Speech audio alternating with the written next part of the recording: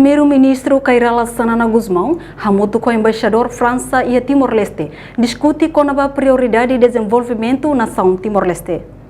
Embaixador França para Timor-Leste, Lauren Legorek foi na Malu o primeiro-ministro Cairala Sanana Guzmão e a Palácio Governo dele. Terça-feira, Lauren Ronolo, fulon fevereiro, tinha reunião Ronolo Resinhat. E a Malu, né? Embaixador Lauren Josefi Governo discute com a situação Timor-Leste, nebe sai nessa prioridade para desenvolvimento na nação Nenian, no mos com a relação bilateral entre nação Ruane.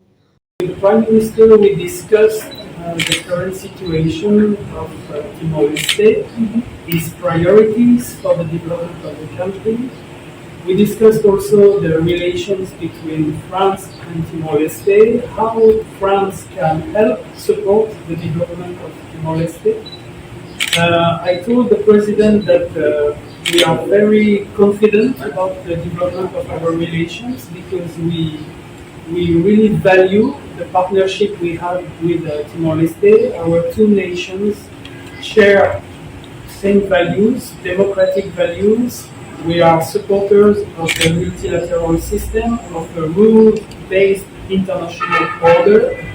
And so we live in this international context, which is a little bit tense right now with so many problems, especially with the war of aggression perpetrated by Russia against Ukraine, for example. It is a complicated world we're living in right now.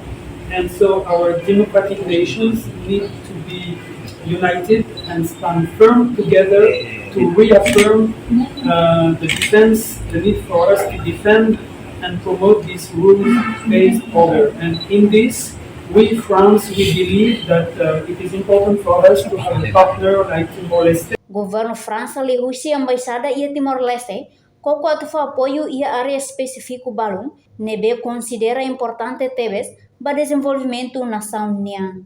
Além de governo França mos Tempu Badak se lança projeto ida, quando o INSA facilita a formação Lian Franses para Diplomata Timor Sira. Reportagem Efifanya de Carvalho, Televisão Timor Post. Janela informação ba emogoto. Atua tem informação atual dia clio. Kita haluha. Haneham botão subscribe, like. Halo comentário no fahe tutang ba media sosial hotu.